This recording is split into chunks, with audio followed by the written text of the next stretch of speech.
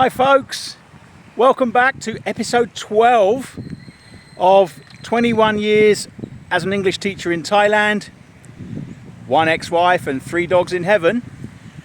So just a quick recap, in Prachuap, working at the college, the business has been started, we're recruiting teachers and placing teachers in local schools. Business is going well, and then I had my kind of dream to become a trainer of teachers. I've been doing it for years, but officially become a TEFL trainer, which really was my dream. So again, just to recap, the perfect scenario is to have a school that needs teachers.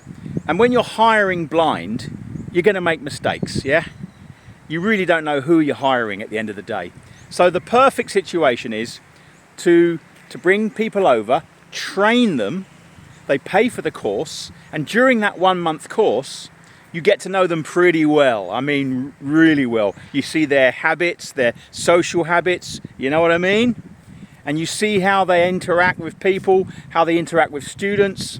So it's a great opportunity to cherry pick the best of the best, as well as find them employment, because one of the things I wanted to do was to offer a guaranteed job.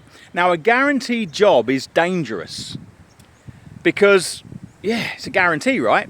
But I was that confident that there's a place for everyone. I did offer that. So I spoke to Madam Nush and Port about starting the TEFL company, and of course they agreed. I mean, why wouldn't they?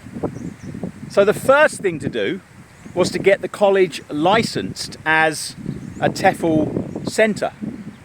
So Madam Nush, very well connected, she went up to Bangkok to the Ministry of Education, and bad news, really bad news. I mean, it was such a blow.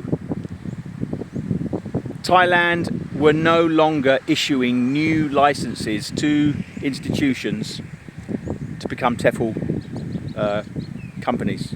It just wasn't available anymore.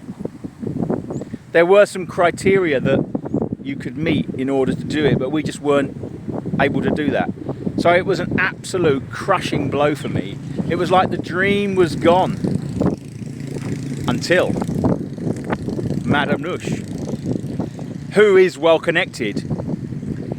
She has a friend literally an hour up the road running a TEFL company, TEFL school.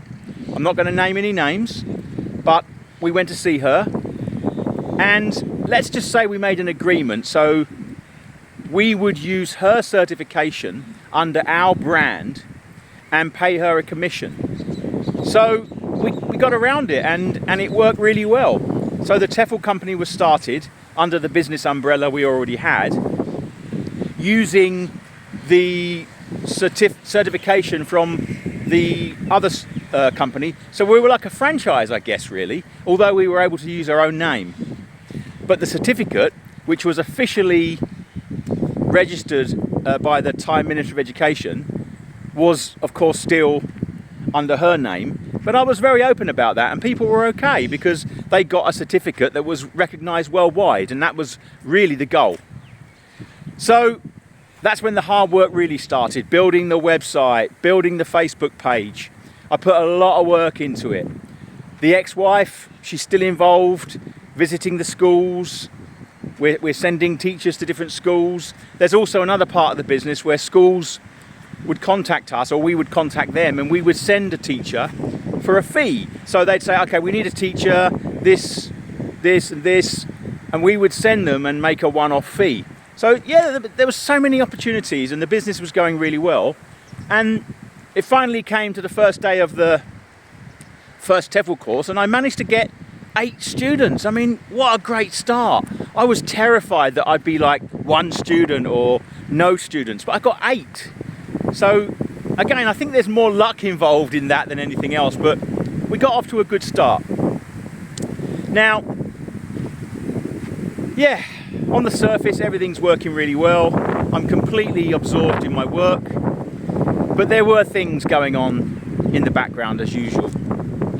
I do feel bad saying this stuff about my ex-wife, but it did have a have an impact on me and an impact on our relationship, because I think I was carrying a lot of suppressed resentment about things that I'd ignored. You know, I did the old head in the sand about the car.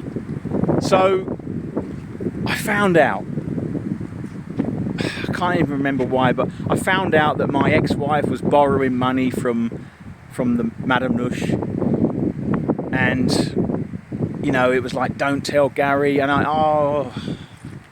it was not good. I mean, this really, again, kind of pissed me off, you know, just doing things behind my back.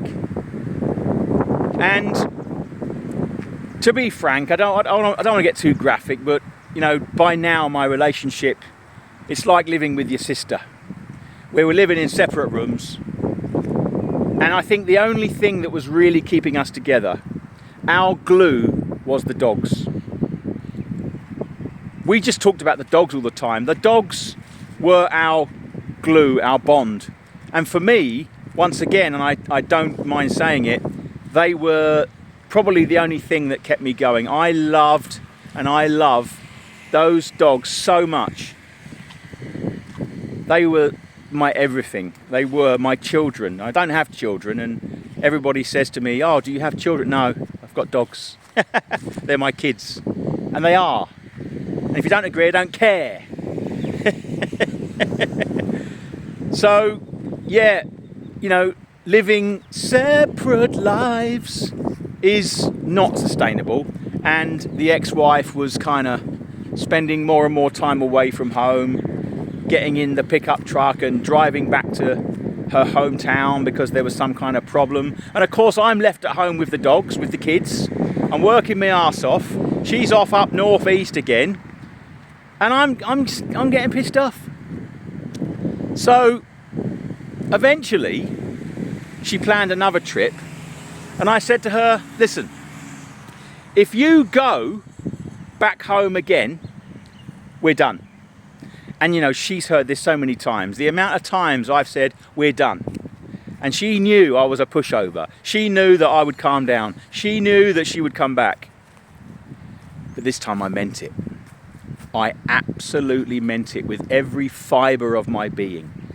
I said, please listen to me. If you go again and leave me here with the dogs, fixing all the problems, running the business, and I'm having to send money to you so you can spend time up there with your family, we're done. It's over. And she got in the car and she went. And that's when something in me broke. I literally snapped. And I no longer had these feelings of make your bed, lie in it. I no longer had these feelings of, oh, without me, she won't survive. Without me, you know, she's going to have a difficult life. She's a survivor. She's a worker. I'd probably be the one that has a struggle surviving. Oh, I tripped over.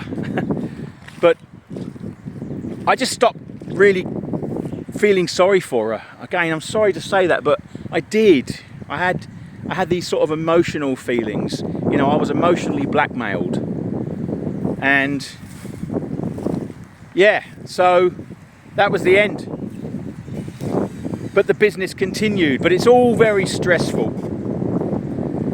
And she tried to come back, and I said, no, that's it. It's over. So next thing was going to be divorce. And I, just threw myself into work. But the TEFL company was going well. We had like 7 students, the next month maybe 3, the month after that 5, the month after that 1, that was awkward, 7, so it was going pretty well, you know. I was enjoying it. I mean, it was quite stressful because I never knew from one month to the next if I'd have any students. But anyway, I'm going to pause there because there's a pretty big moment coming up that I'm going to talk about in the next video, which had a huge impact on everyone's life. You might guess what I'm talking about. But in the meantime, please like, share, subscribe. Check out my other videos. Check out my website. There's some great stuff in there. Teaching materials, an ebook I wrote for you to help you plan and teach better. There's a classroom management course. all kinds of stuff. Have a look. But thank you for listening, guys, and I will see you for episode 13. Take care, be safe, see you soon. Boom.